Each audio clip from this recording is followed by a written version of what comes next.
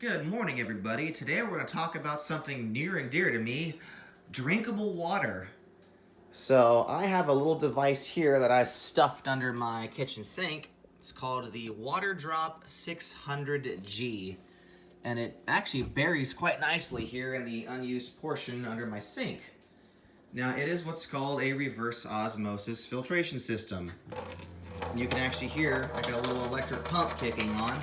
It's even got this nifty little gauge that tells you total dissolved solids, so basically how much crap is in your water.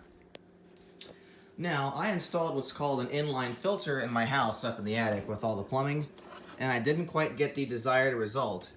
Here's an example of an inline filter. You've got a little brick in there full of like some type of paper element that's supposed to catch the nasties, and the water passes through it, right? Another example of an inline filter, coffee. Fill this thing open, you put the paper down in there, you fill the coffee grounds, water goes in, and then coffee comes out. It is a inline filter. It's in a line, it goes in one direction. With reverse osmosis, as the name implies, something gets reversed.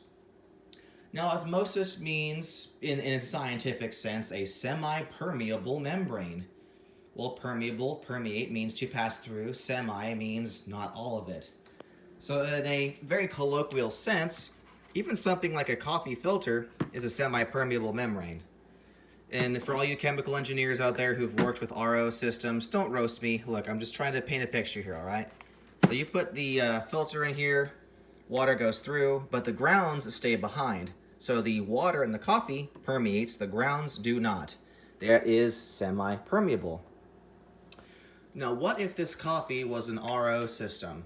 Let's just take some creative license here. Let's say we got this filter and we can fill it up with the water in the grounds and the water passes through.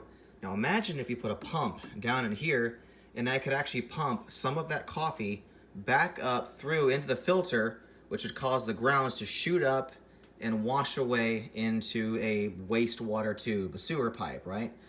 So the coffee comes through, then some of it is used to pump the grounds back out, and then more water and coffee can come through. It used some of the coffee to pump it out. So there's a little bit of waste involved. But now we have this reverse osmosis coffee pot that is making fresh coffee, but also pumping out the filter and getting the grounds out and thrusting them into the sewer. So in a very, again, I'm taking some creative license here. I'm being very colloquial, but in a sense, that's what an RO system does. And again, when I flip this on, you'll actually hear a pump kick on, right? So you can actually hear it, and you can see some numbers light up, and it tells you how much crap is in your water. Now, if you live in Sumter, South Carolina, you know that the water quality here is not great. I love my hometown, but I had it tested.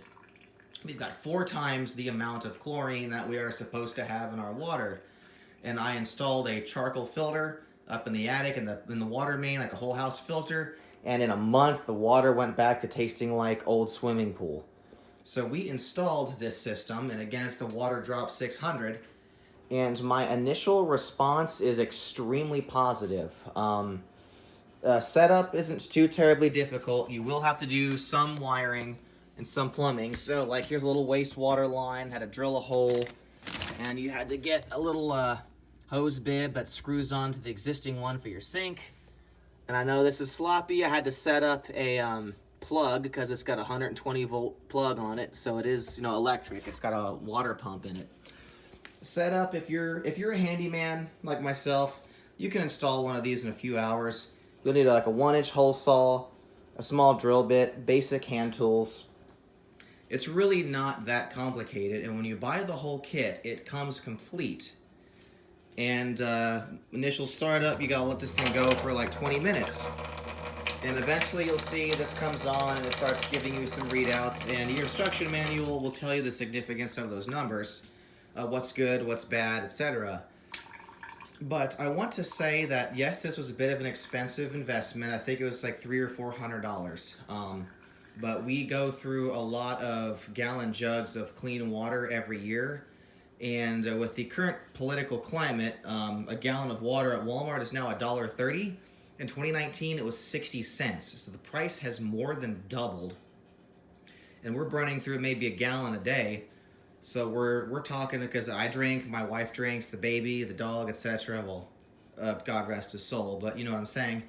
So we're going through, you know, $500 a year worth of spring water from Walmart. So we just doled out 400 for this and gonna let it do all the work for us. But it does work incredibly well. I was shocked because our water has always tasted just terrible. Again, like old swimming pool. And once this system got broken in, once all the air bubbles got worked out and the filters started doing the thing, the pump starts working. Once everything was broken in, I am shocked at how my water doesn't taste like anything. Like I just made a pot of coffee this morning. It didn't have that nasty, weird, scummy taste to it.